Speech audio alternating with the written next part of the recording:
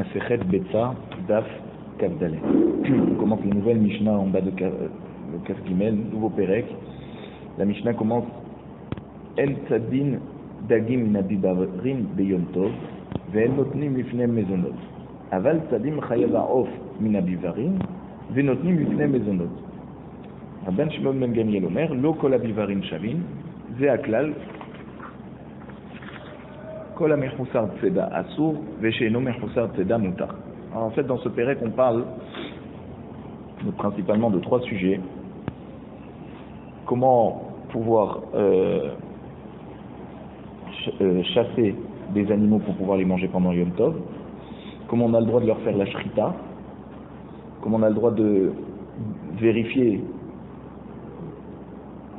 une béma, alors qu'il y a un Bechor Behema, on va avoir un Bechor Behema, normalement il est Kodesh, mais s'il y a un Moum, s'il a un défaut, alors comment on peut lui autoriser la Shrita, et comment on peut acheter pendant Yom Tov d'un marchand qui nous connaît, ou de son ami, des aliments pendant Yom Tov pour pouvoir les consommer. Comment on peut s'arranger à ce que ça ne soit pas considéré comme du business pendant Yom Tov. Donc la Mishnah nous dit En tzadim dagim ina bevarim beyom tov. D'abord, les bivarim, ces fameuses piscines d'accord, ces étangs d'eau qui sont artificiels, qui sont faits exprès pour mettre des poissons et qui grandissent là-bas. Donc c'est fermé des quatre côtés. C'est un vivier. Donc on n'a pas le droit de chasser depuis le vivier pendant Yom Tov. Pourquoi? Parce que même qu'elles sont entourées de quatre côtés, les quatre côtés, elles sont enfermées à l'intérieur du vivier. Le problème, c'est que il faut pouvoir encore les pêcher. Et pêcher pendant Yom Tov, c'est une mélacha. Même qu'on a le droit des mélachot pour pouvoir manger, mais c'est seulement que des mélachot que si tu les avais fait la veille de Yom Tov, l'aliment se serait abîmé. Or, ici, les poissons, tu aurais pu les pêcher au moins Erev Yom Tov et les mettre dans un seau pour qu'ils soient frais encore pour le lendemain. Pareil, on n'a pas le droit de donner à manger aux poissons qui sont dans les viviers. Pourquoi? Parce que c'est une fatigue. Et vu que les poissons n'ont pas besoin qu'on leur donne à manger, puisqu'il y a des algues, des choses, des végétaux à l'intérieur de l'eau, et qu'un grand poisson il mange un petit poisson, donc on n'a pas besoin et donc on n'a pas le droit de leur donner à manger. Aval tzadin chayavarof mina bevarim. Par contre, si dans des cages on a des bêtes sauvages et des oiseaux, d'accord, des volailles qui grandissent là-bas, puisqu'ils sont là-bas depuis Erev Yom Tov, dans un endroit fermé, et ils n'ont pas d'endroit où s'échapper, alors c'est comme si ils sont déjà chassés, et on a le droit de les prendre pendant Yom Tov. Et on a le droit aussi de leur donner à manger, puisque dans le vivier, dans la cage, ils n'ont pas à manger si c'est pas toi qui leur amènes.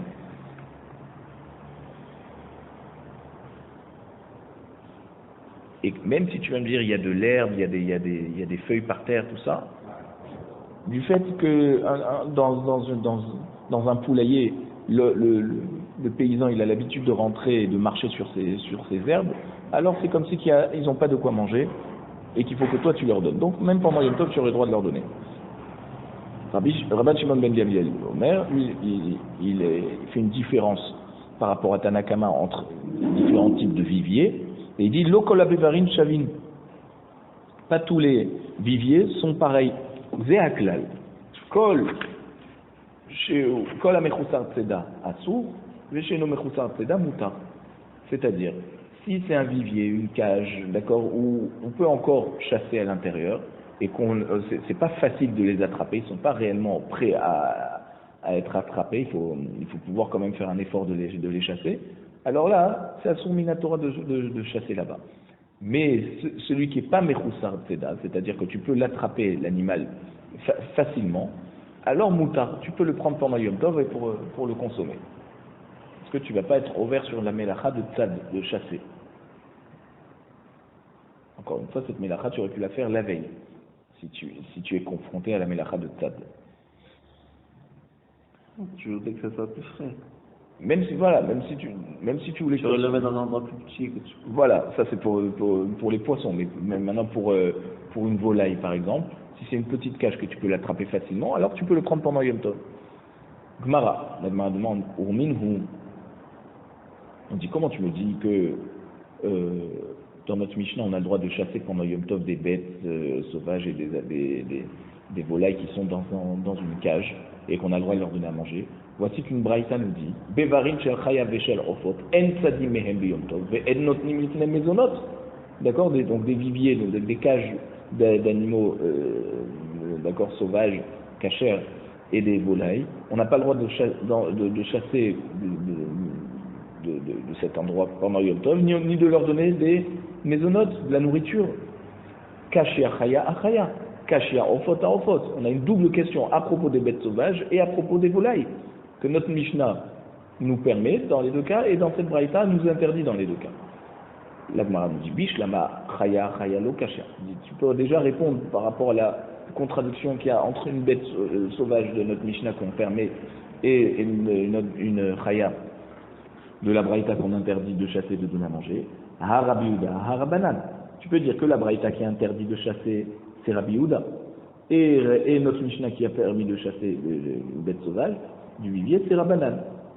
Ditnan, parce qu'on a vu dans ma Masechet Shabbat Daf Kuf, une Mishnah qui nous dit Rabbi Yehuda Omer, à Tzad Tzipo, les Migdal, celui qui chasse un oiseau qui s'est réfugié dans une petite tour, d'accord, où tzvi les baït, un cerf qui s'est réfugié dans une maison, chayav, il est chayav, d'accord, c'est-à-dire il a transgressé la melacha de tzad, de chasser. Mais si les fenêtres sont ouvertes, alors ça ne s'appelle pas qu'il est chassé puisque l'oiseau il peut s'échapper. Et on a dit les baït ou dim chayav, aval les bivarim lo. De là tu vois que seulement lorsque le tzvi, le cerf est rentré dans la maison, que là tu es chayav. Mais s'il est rentré dans un vivier, que c'est plus grand apparemment, alors c'est permis. Donc ça on peut répondre. Quand c'est interdit, c'est quand c'est mamage dans la maison. Vachachamim ombrim, si pour les migdal, vetzvi le gina ou le chaser ou le beverim. Et Chachamim nous dit, à propos d'un oiseau, alors tu es chayav seulement s'il s'est réfugié dans une tour, comme Rabbi Yehuda. Par contre, pour le tzvi, pour le cerf, alors même s'il s'est réfugié dans un jardin, dans une cour ou dans un vivier, que là c'est plus dur de l'attraper parce que c'est plus grand, ben c'est dans ce cas où tu seras chayav.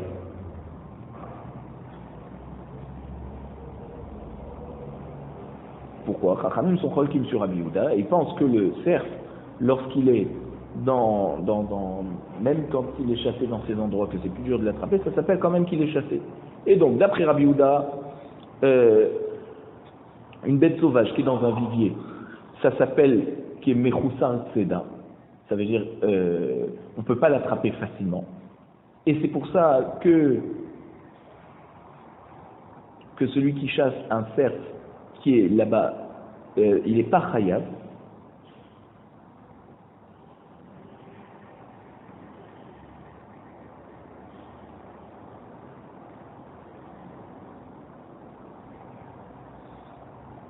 Et Chachamim pense que non. Une bête sauvage dans un vivier, ça s'appelle qu'elle est déjà complètement chassée. Et si tu la fais rentrer là-bas, alors, si tu la fais rentrer là-bas, ça veut dire que tu as chassé. Mais quand tu l'attrapes à l'intérieur, c'est déjà plus en train de la chasser. Elle est déjà chassée.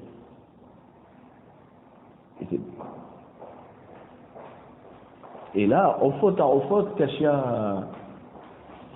Et donc on a une question sur ofot. Parce que soit d'après Chachamim, soit d'après Rabbi Yehuda, ils ne sont pas considérés comme étant chassés dans une maison, et à plus forte raison dans un vivier.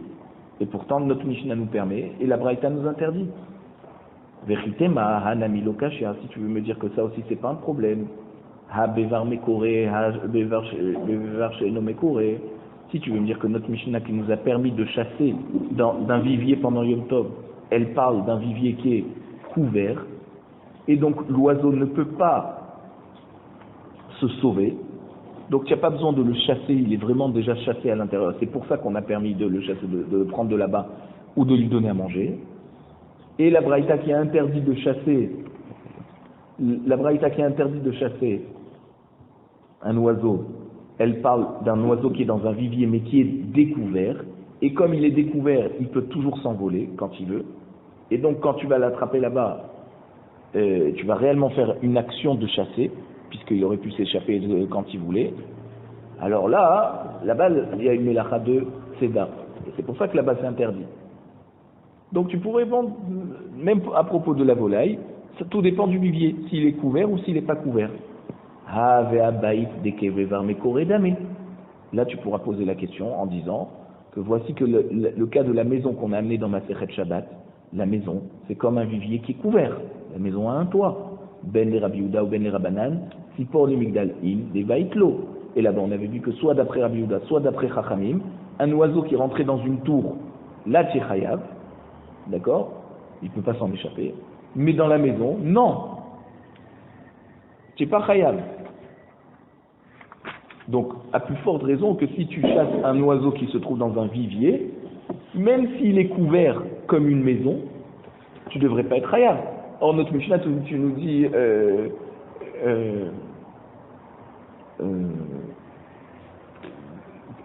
notre Mishnah nous dit qu'on parle d'un vivier couvert. Et c'est pour ça que c'est permis. Et tu vois que dans Shabbat, là-bas, même que c'est dans une maison, d'accord, on a quand même considéré qu'il y a une mélacha.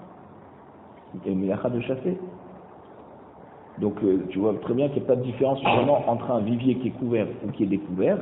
Et il y a toujours notre tira entre notre Mishnah ici qui permet et la Mishnah dans Shabbat qui interdit.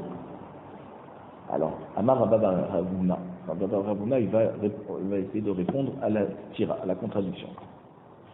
Et alors, comment on va dire que finalement on parle toujours de chasser un oiseau dans un vivier couvert. Ah, tu vas me dire, notre Braïta, elle interdit. Et ne dis pas que notre Braïta, elle parle d'un vivier qui n'est pas couvert. Parce que tu vois que dans Shabbat, on a vu que un oiseau qui est dans une maison, même que la maison elle est couverte, on a dit que c'est Mechoussar Tzeda. Ça veut dire qu'il faut encore faire un effort pour l'attraper. Et donc, si tu le mets dans cette maison, c'est comme si si tu le prends à partir de cette maison, c'est comme si que tu as chassé. Tu dis, ah, Betipor Dror Askinan. Chez Enam et Kabelet Marut. Dans la Mishnah, dans Shabbat, de quoi on parle? D'un oiseau qui est sauvage et qui a l'habitude de s'échapper. D'accord? Il ne va pas avoir peur de son maître. D'accord? Il peut se sauver d'un endroit à un autre endroit, même à l'intérieur de la maison. Et on va expliquer c'est quoi Tipor Dror. C'est Tana Bebe Rabbi Ishmael. Voici que Rabbi Ishmael nous a enseigné. D'accord? Au Beth Midrash de Rabbi Ishmael, on a appris. Lama Nikra Shema Tipor Dror. Pourquoi cet oiseau s'appelle Dror? Chez Dara Babaï Kebasadeh. Parce qu'il arrive à vivre dans une maison comme dans un champ. Il garde la même liberté.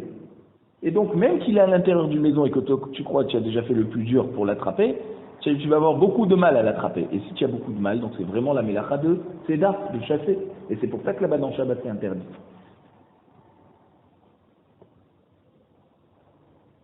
Mais n'importe quel autre oiseau qui se trouve dans un endroit fermé, alors ça s'appelle que ils sont déjà chassés parce que c'est facile à les attraper. C'est de ça que parle notre Mishnah chez nous ici. Ashta de atet leachim. Donc, la Gemara dit maintenant que tu m'as donné ce tirous, je vais aller dans ton sens. Tu m'as fait une différence entre un endroit qui est couvert et pas couvert.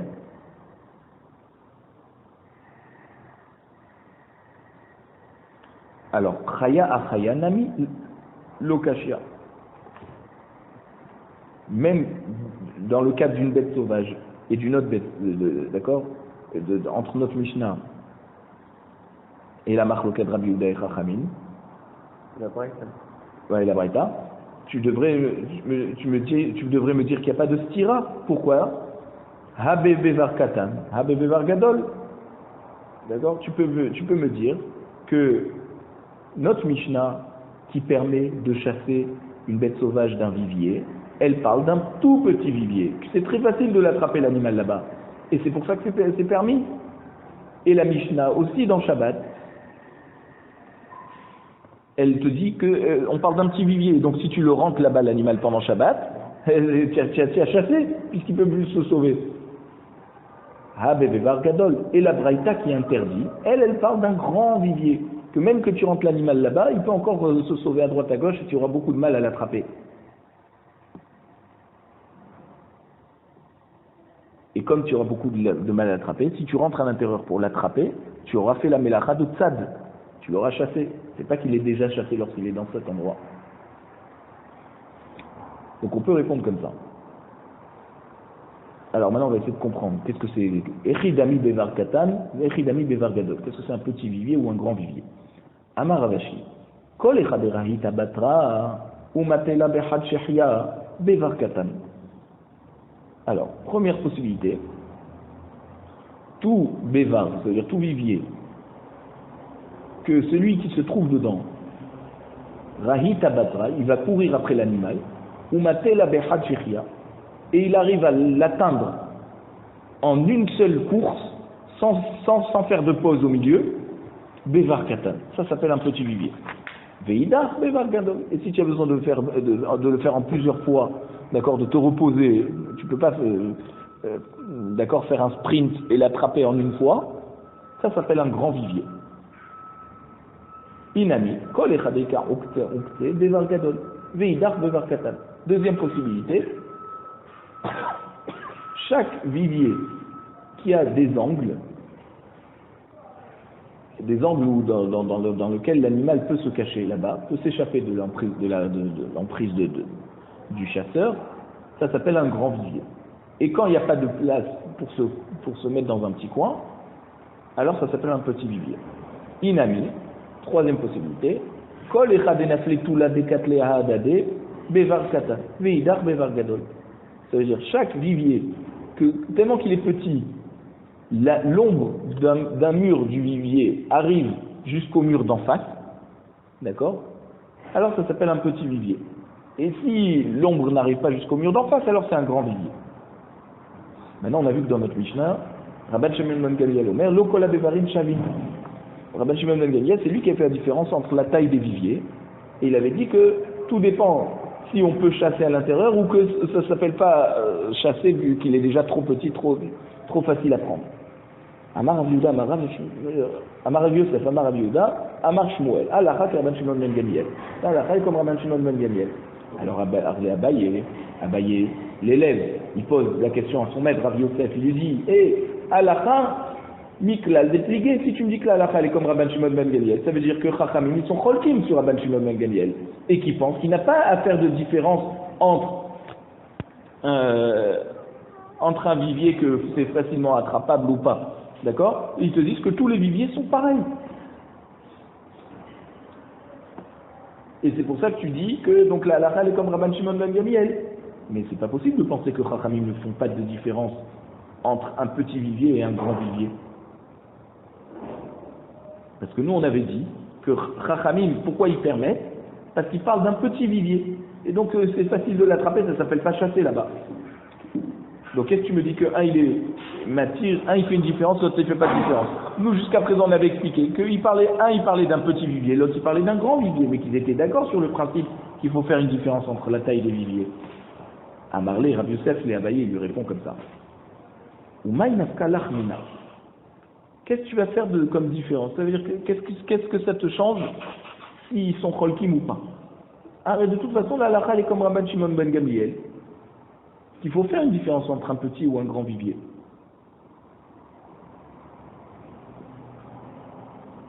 Amarle, Gemara, Gemor, Zemorta, Tehe. Abaye dit à Rav Yosef, effectivement, il n'y a pas de différence, parce que vu que la halakha est comme Rabban Shimon ben Gamliel, mais je veux comprendre. C'est comme on dit à un élève qui est stupide, Gemara, Gemor, Zemorta, Tehe. Ça veut dire quoi? Apprends tout ce que tu as appris. Soit que c'est bon, soit que c'est mal appris, parce qu'au moins, tu pourras le chanter, cet enseignement. Ça veut dire, même toi, tu n'aurais pas dû dire la halakha est comme Rabban Shimon ben Gamliel, parce qu'il n'est pas cholek sur Chachamim, et il est juste en train d'expliquer leurs paroles. Donc, il lui dit, moi j'ai pas compris, d'accord? Abaye dit Rav Yosef, c'est vrai que, d'après ce que tu dis, Rabban Shimon ben Gamliel, il n'est pas cholek sur Chachamim. Mais comme tu me dis que la halakha est comme Rabban Shimon ben Gamliel, il y a pas de raison. Si tu me dis qu'il n'est pas cholek, qu'il parle de deux cas différents, il n'y a pas de raison. Donc si tu m'enseignes ça, au moins que ça soit, même qu'il n'y a aucune Torah élève, d'accord, au moins que ça soit comme une chanson. Donc tu n'avais pas besoin de me dire la halakha est comme Rabban Shimon ben Gamliel. Ça veut dire au moins si je comprends pas, au moins que ça soit une chanson.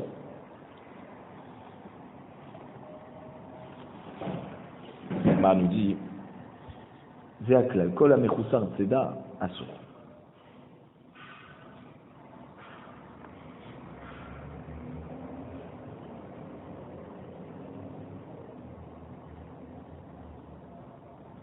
Donc on a dit la règle, c'est que tout celui qui est mechusar tzeda, ça veut dire qu'il faut encore chasser à l'intérieur, alors là c'est asur. Vesheno mechusar tzeda muta. On a dit tout ce qu'il n'y a pas besoin de chasser à l'intérieur, il est trop petit, alors c'est muta.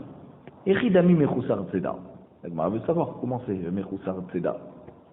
Amar Rav Yosef, Amar Yehuda, Amar Shmuel, kol omer have metzuda ou netzudenu. Tout vivier, que celui qui rentre dedans, il va dire comme ça, amène-moi une metzuda, ça veut dire amène-moi un sort de lasso pour pouvoir l'attraper, ou netzudenu. Ah, donc tu as besoin d'un lasso encore pour l'attraper, ça s'appelle mechusar tzeda. Ça veut dire que tu ne peux pas l'attraper facilement. Et donc, si tu vas le faire pendant Yom Tov, tu auras chassé. C'est assour. Amarle Abaye, maintenant Abaye dit à Rav Yosef. Vea avadin vetarnegolim. Voici que les oies et les poules, chez Omrim, avaient metsuda venetzudenu. Que tu me dis, amène-moi un petit filet. Comme ça, on va l'attraper. Vetania, pourtant on a dit dans la Braïta, Hatzad avazim vetarnegolim veyone ardis saot, patour. Celui qui chasse des oies, des poulets et des pigeons domestiques, il n'est pas tout. Ça veut dire que même celui qui dit amène-moi un truc pour l'attraper, ça s'appelle pas chasser. Or toi tu me dis que si tu me dis amène-moi un truc pour attraper, ça s'appelle que tu dois chasser, et c'est assourd. La Gemara répond, Amar Baba Rabban Amar Shmuel, Halalu baini kluvan la'erev, ve'halalu en baini kluvan la'erev. Je te dis, tu as raison, mais il y a une différence. Les oies et les poules, d'accord, le soir, elles rentrent elles-mêmes dans leur cage qu'on leur a construit. Et donc là, c'est facile de les attraper là-bas. Donc comme c'est facile de les attraper là-bas, même en dehors de leur petite cage, tu peux les attraper, parce qu'elles sont un peu domestiques quand même, les poules et les oies. Elles rentrent dans un endroit qui est bien fermé la nuit. Donc c'est pour ça que même si tu les attrapes en dehors, ça ne s'appelle pas vraiment chasser. Vers la loup, maintenant les autres animaux, n'ont pas l'habitude de rentrer dans une cage le soir. Donc quand tu dis amène-moi le petit lasso pour l'attraper ou le filet, là vraiment tu es en train de faire la mélacha de Tzeda. Alors on demande, va rayonner shovar veyonner aliyah, debaini kluvan la'erev, vetania, hatzad yonner shovar veyonner aliyah, vetiporim shekinunu betfichim, bebirot chayav.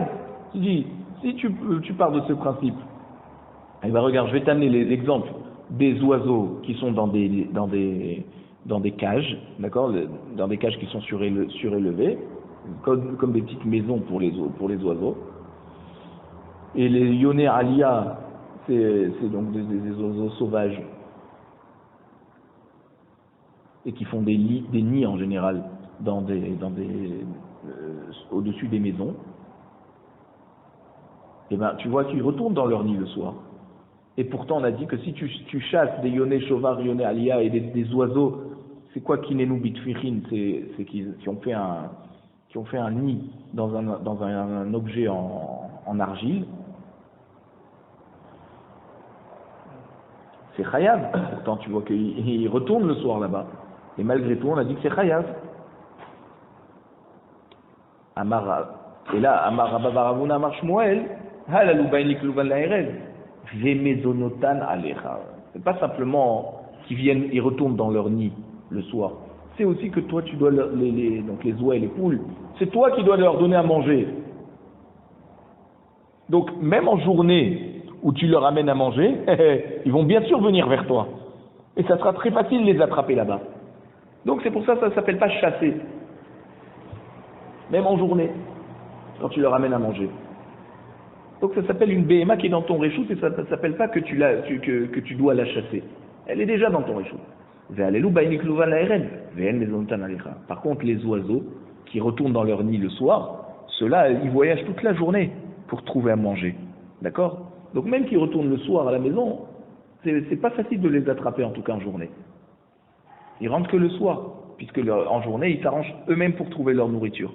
Donc là, c'est pour ça que si tu les chasses, d'accord, en journée, là, c'est assourd. Rav Mari Amar, Hane Avid Elirvouye, Veane Lo Avid Elirvouye. Je te dis encore, je peux te trouver une autre différence. Les oiseaux qui sont dans les nids, d'accord, et au-dessus des maisons, même s'ils rentrent le soir à la maison, eux, ils sont Avid Elirvouye. C'est facile pour eux de se sauver. Donc c'est pour ça que tu es obligé de dire amène-moi le filet pour les attraper. Tu as vraiment besoin de les attraper. C'est pour ça que c'est assaut. Véhané, par contre, les oies et les poules, leur avis délire vouillé. Ils ne cherchent pas à s'échapper. Donc c'est pour ça que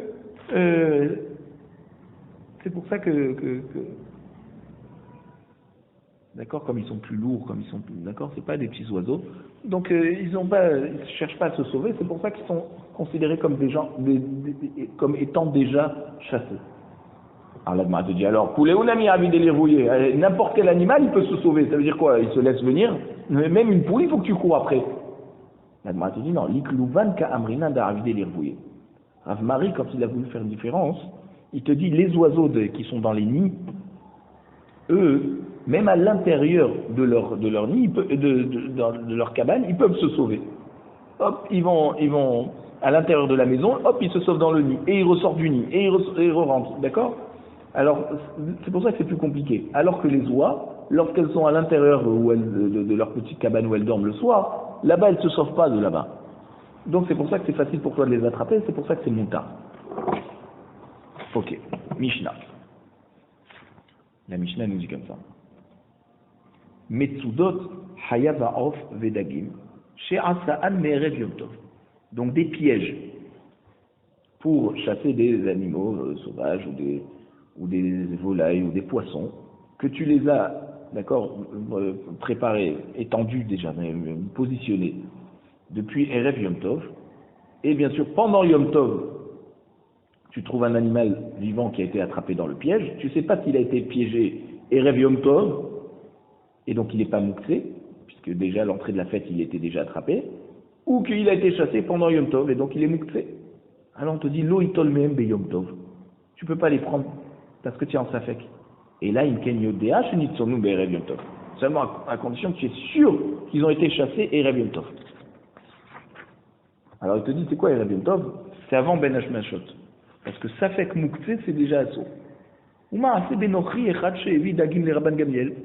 voici l'histoire d'un goy qui a amené pendant Yom Tov des poissons à Rabban Gamliel. Et on ne savait pas si le goy les avait pêchés la veille ou le matin même de Yom Tov. Ve'amar mutarinel, Rabban Gamliel, il a dit ils sont permis. Pourquoi? Ah, il y a un safek mouxé là-bas, non? Il dit non. Et là, chez En Retsoni de Kabel et Menu. Il dit, par rapport à mouxé, j'ai pas de problème. Mais j'ai pas envie de recevoir de cadeaux de ce goy.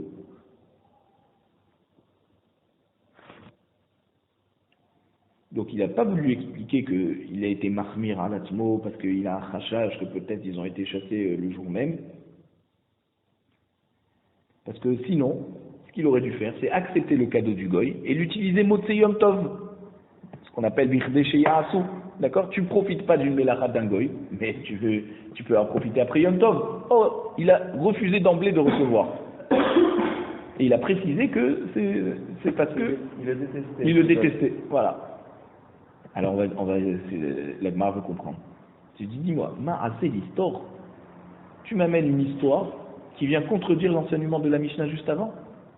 Tu me dis juste avant dans la Mishnah, quand c'est que c'est permis, quand tu es sûr qu'ils ont été chassés, Erev Yom Tov.